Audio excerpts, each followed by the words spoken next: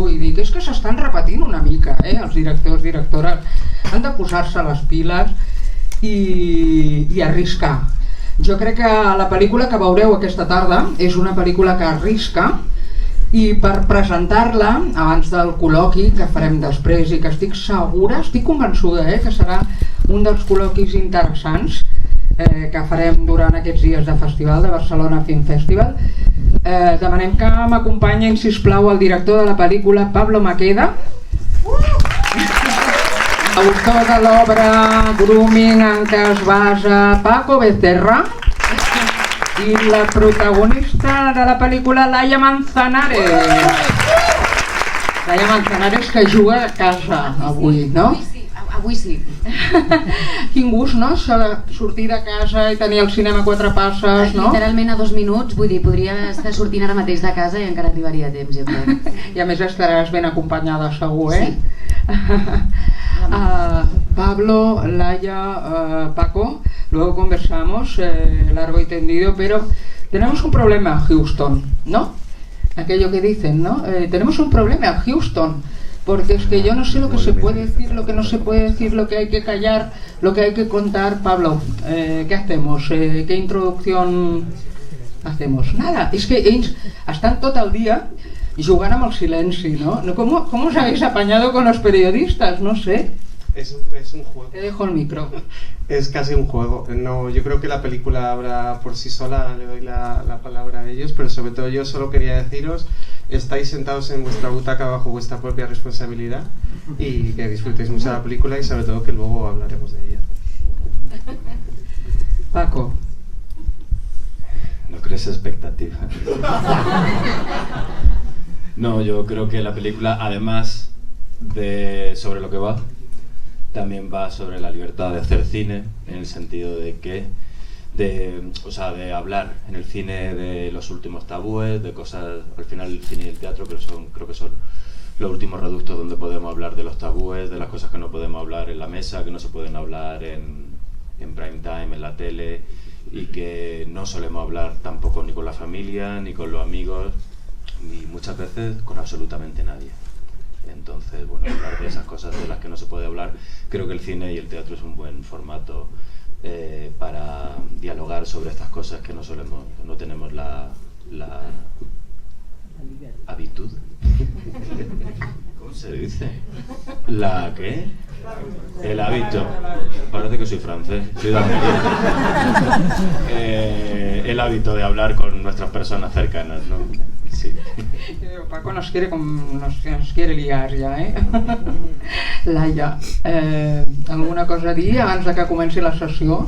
Jo, com ja després tenim col·loqui, crec que és més interessant com veure la pel·li i després parlar-ne, que ara generar expectatives o ser elocuent. Pues nada, que disfruten de la película, ¿verdad? De todo lo que lleva dentro.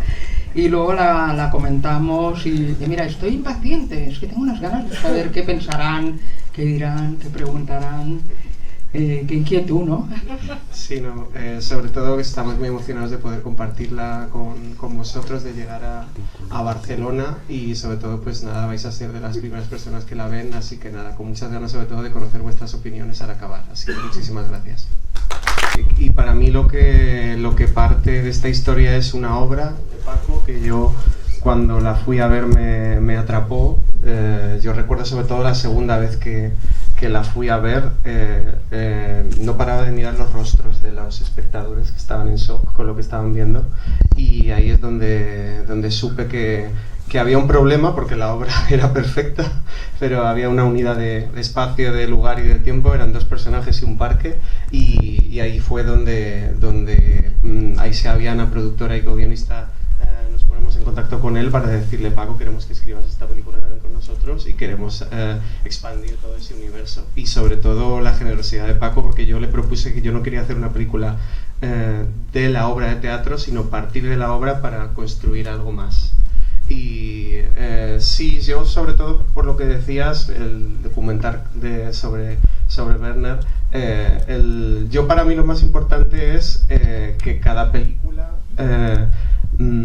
vaya identificando un poquito más de mí de cara a los espectadores y hay una serie de cineastas con las que yo me identifico mucho mucho, pues por ejemplo, Richard Linklater, cuya filmografía es muy ecléctica, precisamente por eso, porque ya de por sí el ser humano es complejo, ¿para qué limitarnos a un género, ¿no? Y de hecho, pues a saber qué nos deparará el futuro, qué nuevas películas nos depararán, y bueno, yo lo único que me interesa es contar buenas historias.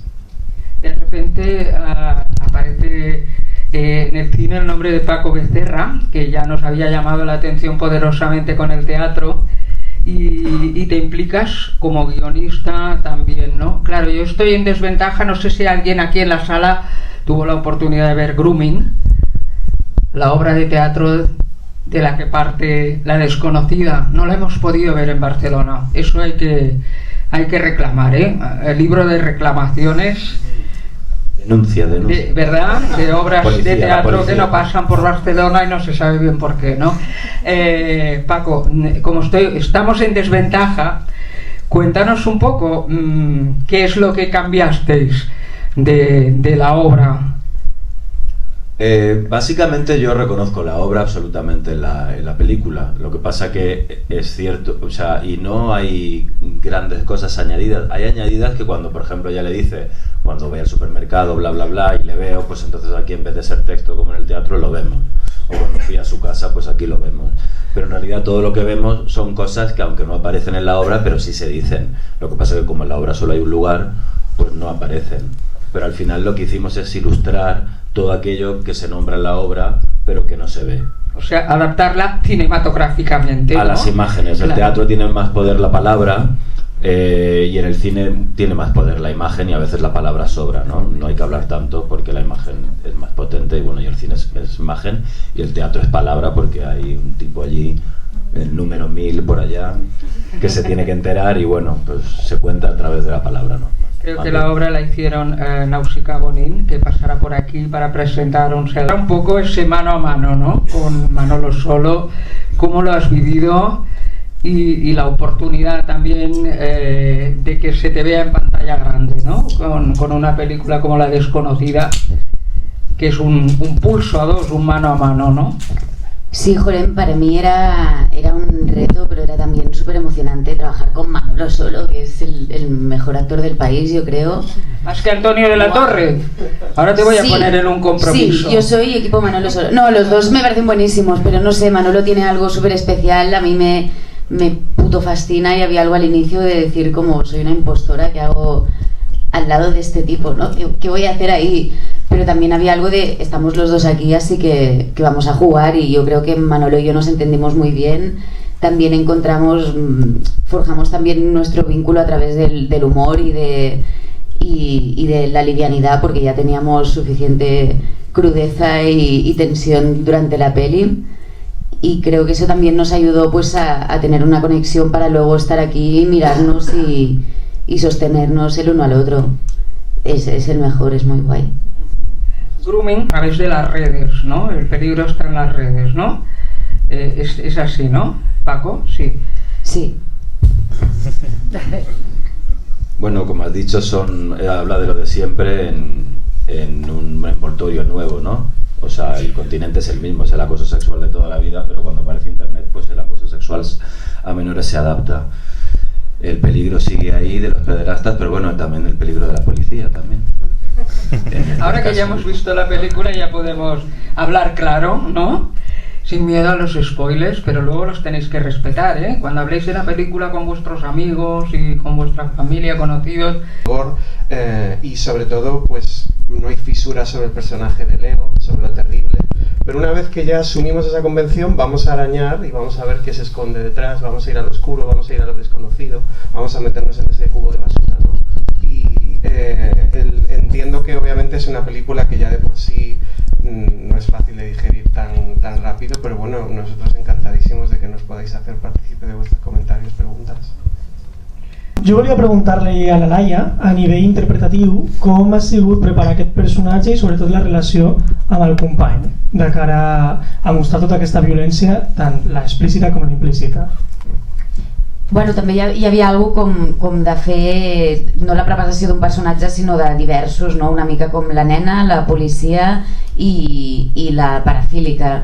O sigui que també era com una mica tenir com aquests tres angles molt clars i després molts entremitjos també, perquè hi ha molts grisos tota l'estona, com la parafílica empoderada, la vulnerable, la nena fingida superinfantilitzada. També vam tenir la sort d'assajar moltíssim, vam estar 2 mesos assajant i clar, això també et dona peu a poder provar, a poder buscar i va ser una mica per aquí, doncs això, fent un mano a mano amb el Manolo i en provem per aquí. També vam fer com modificacions de cop de coses que dèiem i sí, provem de dir aquesta frase aquí perquè ens porti per després dir això, o bueno, molt assaig-error i tirar-se allà al ruedo una mica. Quan fas un personatge així tan fort, te l'endús a casa després.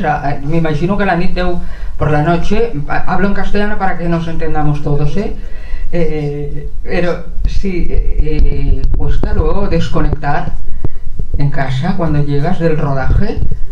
A veure, hi havia algú també que la vam rodar a Albacete, que no és el lloc on jo visc, llavors hi ha algú que quan t'aïlles per rodar també tota l'estona estàs una mica en el mood pel·li, saps? Que de cop si hagués estat a Barcelona i hagués tornat a casa meva, però de cop a l'estar una mica allà sí que és veritat que me l'enduia. Alguns dies patia jo quan tornava a l'hotel perquè era com em quedava una mica en el bucle, però també és el que deia abans, com que amb el Manolo vam trobar una manera de relacionar-nos també des de l'humor, i amb l'equip també, de cop quan anàvem a sopar no estàvem tots. No vull dir que hi havia alguna cosa com també d'anem a separar les coses, jo també, saps? I me n'anava a casa, em posava una sèrie xorra, Opadans de fet, i feia sudokus, vull dir, com intentava simplement encefalograma pla, saps? Més enllà d'altres coses, o quines coreogràfies més xules. Sí, com... Però bueno, és anar trobant l'equilibri. Perquè és una pel·lícula de mal rollito, de rollo mental, ¿no? Quiero decir que te la quedas, ¿no? Que te la llevas, que vas pensando... no te la quitas al salir del cine, ¿no? La película también. Un amigo me gustó cuando la vio, me dijo, te sientes culpable por divertirte, y como que era un polín pegajosa, y la verdad que son adjetivos que creo que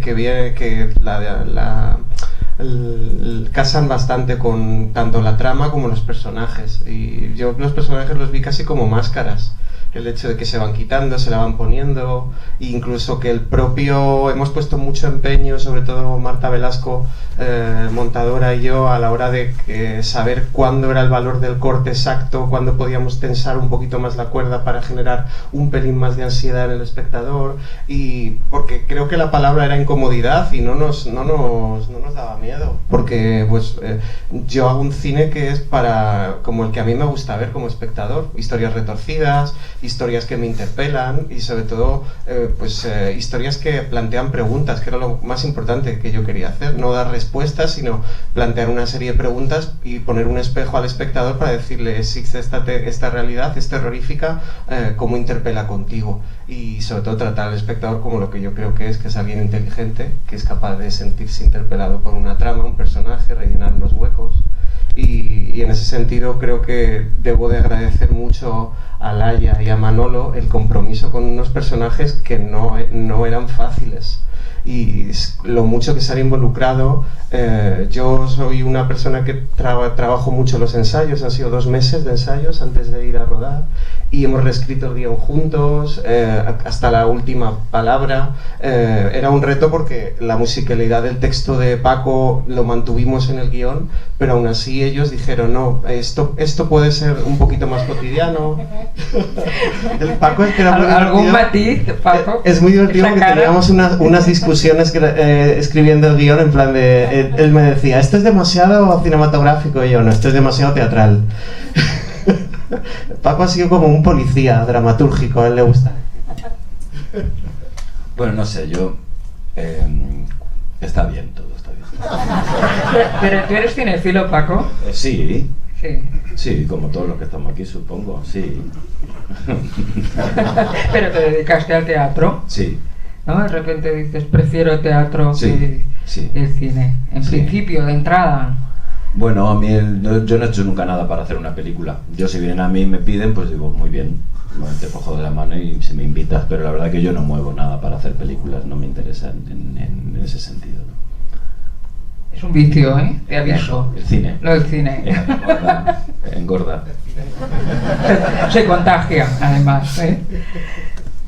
Una pregunta para Paco en cuanto a cómo es para un dramaturgo pasar tu obra a una película. Había partes quizás de la historia que cuando se te ofreció la posibilidad dijiste, me gustaría explorar un poquito más por aquí porque no tengo, quizás el teatro tiene una limitación y a la hora de pasarlo al cine puedes explorar un poco más o... No, fíjate que me parece que el cine siempre pierde. Que siempre en la literatura o en la obra de teatro se permite una poética y una convención que deja las cosas más abiertas porque no se muestran, se nombran, pero se convoca más la imaginación del público porque sucede en tu cabeza. En el cine te ponen la imagen, cuando te ponen la imagen dejas de pensar. Sin embargo, el hueco está más claro en el teatro. En cualquier caso, yo quería hablar sobre lo que quería hablar más allá del argumento, que lo podáis entender mejor, peor, que alguien se haya escapado. Más allá de eso, la reflexión filosófica que a mí me interesaba, bueno, lo que está en, que es lo que a mí me importa del texto, está en la película, que tiene que ver con lo normal y lo anormal, ¿no? La delgada línea que separa lo que es normal o lo que consideramos normal de lo que consideramos anormal. Esto tiene que ver con el tiempo en el que vivamos, digo, en el siglo, en la zona del planeta en el que estemos, pues porque hay cosas que fueron normales hace tiempo que ahora no, o cosas que ahora nos parecen moralmente inaceptables o que no son normales, y seguramente dentro de algunos años a los chicos de esa época les parecerá normal y nos mirarán como, mira qué gente más atrasada. Y bueno, y así vamos para atrás y para adelante, y yo creo que esto sí está... o sea, sin hablar explícitamente de ello, estamos hablando de esto en la película, ¿no? Quiero decir, porque las parafilias al final son anomalías, pero anomalías, o sea, la homosexualidad era una parafilia en los años 40 y 50 y 60. En los años 70, no sé en qué año sale. ¿Por qué? Porque eran personas que solo se excitaban sexualmente con otras personas de su mismo sexo. Y entonces estaba tipificado por la medicina como una parafilia, porque se entiende que el sexo es... se entendía en ese momento hombre con mujer, y entonces lo que no fuera eso es anormal. ¿Qué pasa? Que hoy en día llega un momento donde hay tanto homosexual en la calle manifestándose millones y millones que la medicina no puede seguir diciendo y la ley que eso es anormal. ¿Por qué? Porque es más habitual de lo que pensábamos, con lo cual lo que ayer no era normal, hoy sí lo entendemos como normal. Pero era también una desviación psicológica, o como lo queramos llamar, o sea, una desviación sexual o algo que estaba fuera de la norma. Y bueno, y en el caso de él, pues también igual, Platón se la podía chupar a sus alumnos, ¿no? Y el amor platónico viene porque no los podía penetrar, pero los padres sabían que la educación de un niño era la educación intelectual, pero también la física, y había algo así como, pues como esto que quieren poner ahora, ¿no? De la educación sexual. Pasa que la de Platón iba a tope. Bueno, pero estaban desprejuiciados en ese sentido de que, bueno, pues igual que te dan un masajito aquí o se te puede masajear la espalda, ¿por qué no se te puede masajear el pito? Porque en algún momento concebimos que eso ya era pornografía o era... Entonces yo a partir de ahí empecé a investigar mucho sobre las parafilias y hay algunas que me interesaron. Bueno, yo empiezo a escribir esto por eso, porque claro, veo que hay otra que es el gonfipotismo, por ejemplo, que es gente que solo se excita sexualmente mediante los dientes de la persona amada. Es decir, si nos gusta a otra persona, sea hombre o mujer, por lo normal, que si nunca hemos hecho nada, pues pensemos cómo la tendrá, ¿no? Las tetas, el culo, no sé, pues eso es lo básico. Piensas en el sexo, ¿no? Piensas en, pues eso, ¿no? En sus atributos. Pero si eres gonfipotista, te excitas con los dientes de esa persona. No fantaseas cuando te masturbas con su pito, tú piensas en sus dientes. Claro, yo digo, madre mía, claro. Entonces yo pensaba, digo, el sexo, claro, en realidad está, creemos que el sexo está en los genitales, pero no, porque el sexo está en según la mirada del otro. Porque si tú ahora abres un ordenador y ves un montón de niños pequeños desnudos, tú dices, no puedes tener esta foto de niños pequeños desnudos, está claro. Pero si te encuentras un montón de fotos de niños sonriendo, pues el policía llega así y dice, aquí no hay nada. Sin embargo, esos niños han podido ser también obligados. Cuando hemos estado en el fotocall de arriba, sonreír, y yo, bueno, porque yo de repente digo un confipotista, ¿sabes? Y a mí me gusta sonreír porque me creo que el otro se va a excitar con no, quiero decir que eso digo. Claro, y yo a partir de ahí, claro, mi mirada cambió, eso es lo que a mí me interesaba. Cuando veía anuncios de Colgate, de Profident, de niños así sonriendo, digo, ¿pero esto qué es? Digo, esto no se puede poner ahí. Digo, la gente no sabe que hay gente que se excita con los dientes. Entonces creo que no es tanto por obligarte a lo sexual, porque lo sexual puede estar también en los dientes. Si yo te obligo a que tú sonrías y tú no quieres, es una violación. Bueno, pero a día de hoy no está tipificada. O la lacrifilia, gente que solo se excita mediante las lágrimas de la persona amada. Pues eso, yo te hago llorar. O sea, para tener una relación sexual tengo que hacerte llorar.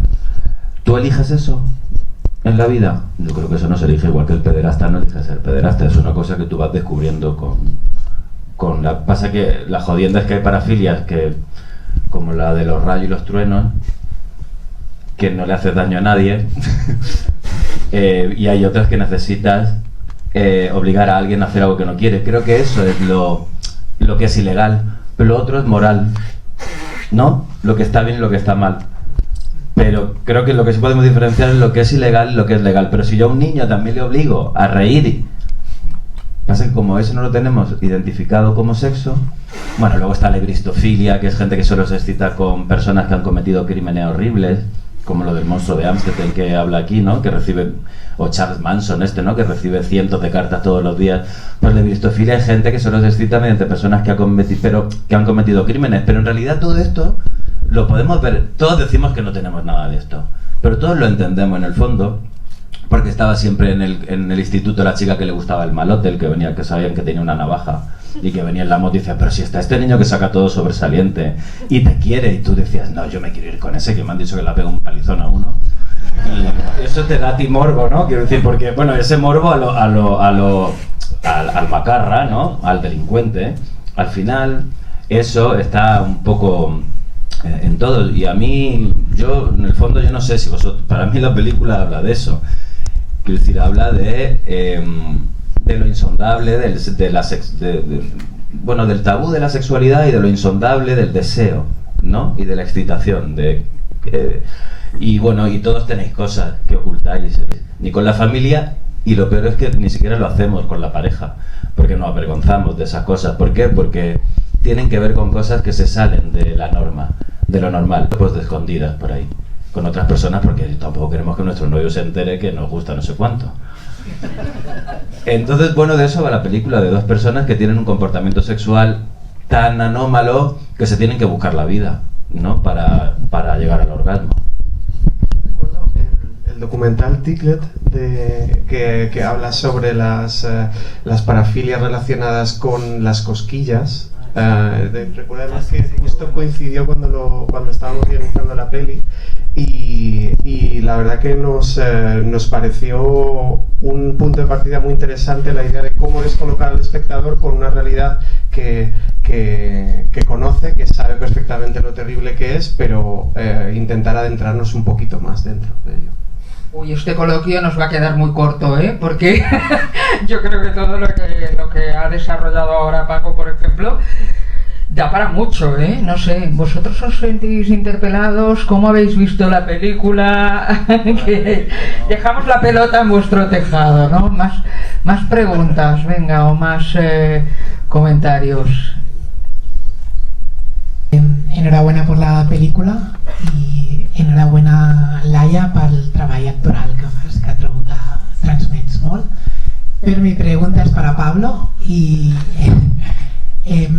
creo que la película transmite un montón como una sensación angustiante, tanto por el texto como el trabajo actoral, pero ¿nos puedes explicar el trabajo que hiciste con los cámaras para transmitir esta sensación? Sí, el trabajo de cámara, de puesta en escena, la verdad que yo tenía muy claro que quería contar con Santiago Racaz como director de fotografía para intentar transmitir una emoción de una manera diferente. Para que os hagáis una idea, la referencia visual es la Virgen de Agosto, con la que trabajamos, que era un Madrid soleado, casi romeriano, y porque para mí me interesaba mucho la idea de lo desconocido, lo oscuro, a plena luz del día.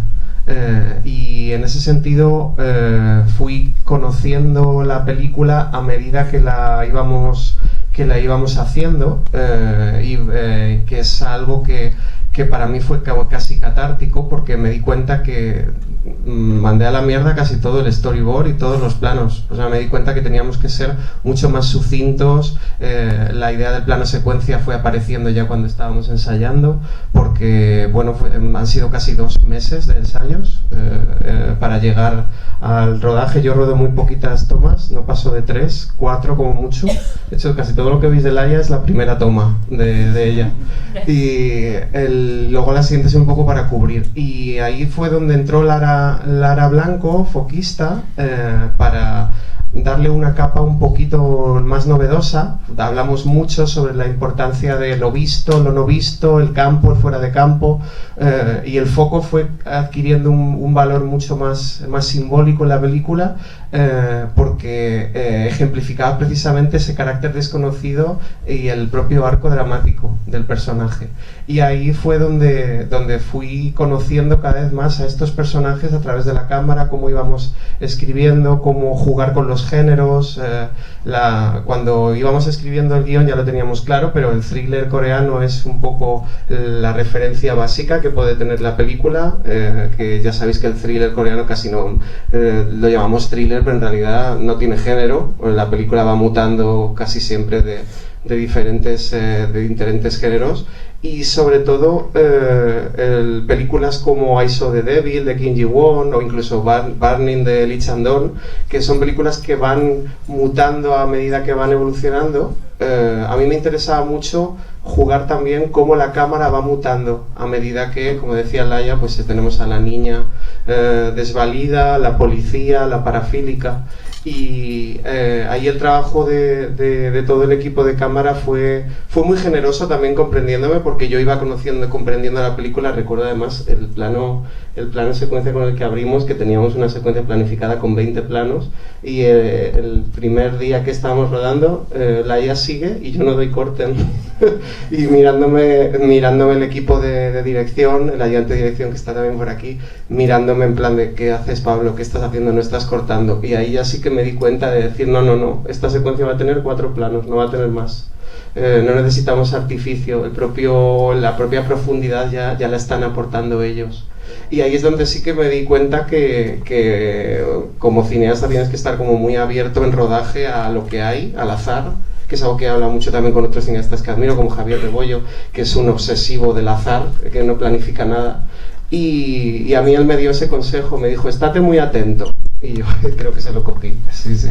Hablas de thriller coreano, pero a mí, por ejemplo, me resuena David Fincher, también. Hay algo. Sí. David Fincher es un cineasta que. Sí, más Seven es una peli interesante, pero más Atone Goyan, algo de exótica también en algún momento, ¿no? Sí, los cineastas que intentan retarnos como espectadores, a mí son los que más me interesan. Pues citas Fincher, Goyan, Julia Ducournau, Yorgos Lanthimos.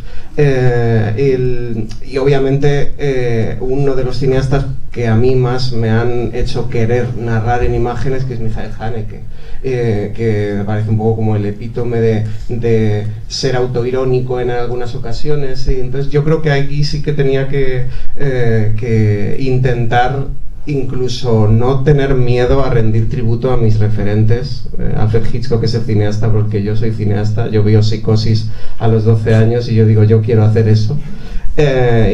Para mí era muy importante que incluso esta película, que representa un poco una lucha de poder querer contar una historia con los medios adecuados, mostrar incluso esa insolencia de adolescente de los primeros cortos, de que se note el homenaje, porque Cecilio no solo es la máscara que se pone, sino que cuando él dice, que fue una de las frases que a mí más me impactó de la obra de Paco, que hizo: Alfred Hitchcock me ha ayudado a comprender cosas, pero no del cine ni nada de esto, sino cosas sobre mí. Me puso los pelos de punta y me llamó mucho la atención, y por ello, pues Manolo, nos estamos olvidando, la verdad que es una pena que no esté hoy aquí en el coloquio, pero Manolo puso mucho a la hora de intentar comprender, investigar.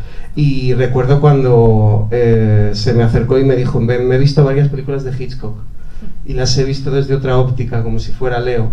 Y ahí es donde sí que es verdad que me di cuenta también de cómo el cine en ocasiones puede ser también un arma arrojadiza, que nos haga pesar, que nos haga liberarnos de nuestra vida, pero también puede ser peligroso. Tienen libertad también, ¿no? A ver, si aquí, aunque sea brevemente, se puede abrir otro melón, ¿no? Que es la libertad, ¿no? De los creadores, de los artistas en este momento. Sí, bueno, en el cine y en todo, cada vez más hay una mirada casi única, sobre todo en esto, en lo moral, ¿no? En lo que está bien y lo que está mal. Y creo que el cine debería quitarse eso de encima, pero no mucho, porque cada vez es algo que está contaminando más todos los aspectos de lo políticamente correcto. Bueno, ya sabéis todo esto de que hay un debate ahora grande sobre las nuevas cosas que se meten en el cajón de la moralidad, que no se pueden tocar, y creo que el sexo que el sexo de los menores es creo que uno de los últimos tabúes, ¿no? Lo tenemos completamente desterrado, no se habla del sexo de los menores como si no tuvieran. De hecho, esto es incómodo si nos ponemos a hablar sobre el sexo de los menores, pero los menores tienen sexo, claro, tienen sexualidad y se excitan también, pero es algo que los adultos, aunque hemos pasado por ahí, somos niños y nos hemos excitado y nos hemos masturbado y hemos tenido nuestras pequeñas relaciones sexuales como hemos podido, sin penetración a lo mejor, pero haciendo otras cosas. Pues eso es como algo que luego olvidamos, ¿no? Nos viene el tabú de mayores y decimos que los niños no tienen sexo, y cualquiera que intente meter mano por ahí o tener afectividad, también la delgada línea, ¿no? Donde acaba la afectividad y donde empieza lo sexual, pues es muy complicado también de medir, ¿no? Y son este tipo de cosas que supongo que a lo mejor dentro de algunos años pues tendremos cosas más claras con respecto a esto, pero sí estamos viviendo una época absolutamente castradora en cuanto a, por lo menos, poder hablar sobre esto. No hablo de la práctica, hablo de por qué no podemos hablar del sexo de los menores o con los menores. Parece que si lo entiendes, que si lo comprendes, es que lo apoyas. Pero como dijo Aristóteles, voy a acabar con esto muy redondo. Con un buen final. Salga bien la frase. Solo las mentes cultivadas, o las mentes, sí podemos decir cultivadas, no temen comprender aquello que no aprueban. Viene a decir que hay mentes que no van a decir nunca entiendo cómo puede llegar alguien a hacer eso, porque parece que decir entiendo cómo puede llegar alguien a hacer eso quiere decir que lo compartes. Entonces la mayoría de la gente dice: no, yo no entiendo. Y lo del pederasta es así, ¿no? Tú le hablas a hacemos una encuesta ahora mismo y habría que cortar. Yo creo que el 90% diría que le cortasen los huevos, ¿no? O que lo maten. En otro tipo de cosas podemos entender hasta el terrorismo, ¿no? Y decimos: no, hombre, no, que lo maten, no, la cárcel. Pero los pederastas es algo como generalizado, como que hay que acabar con ellos, que es lo que hace ella al final. Sabía que sería uno de los coloquios interesantes, sin dudar. El festival lo tuvimos claro desde el momento en que elegimos La Desconocida para que formara parte de la programación del Barcelona Film Festival. Aquí, como lo veis, Almodóvar le ha dicho públicamente que cuando quiera le dirige lo que quiera, lo que escriba. Es que tú eres un actor, ¿sí no deberías de hacer monólogos. ¿Vais hablando? Lo habéis visto la cara, ¿no? Yo le digo hoy que bienvenido al cine, Paco Becerra. A Laia Manzanares le auguramos un futuro fantástico porque va a tope. Estrena en junio. Filmax estrena esta película en junio, pero ya has terminado otra ¿verdad? Sí. Si quieres decirlo brevemente para que lo sepamos todos, ¿no? La película que es. Bueno, es una película que se llama Lo que queda de ti, que es una ópera prima de Gala Gracia, y estoy junto con Ángela Cervantes, que es la mejor actriz del país. Ha llegado al cine para quedarse, está clarísimo. Y Pablo Maqueda, que sigas haciendo películas valientes como las que te gustan y creo que gustan al público, ¿no? Por lo que hemos visto aquí también, ¿eh? Gracias. Muchísimas gracias a todos. Gracias.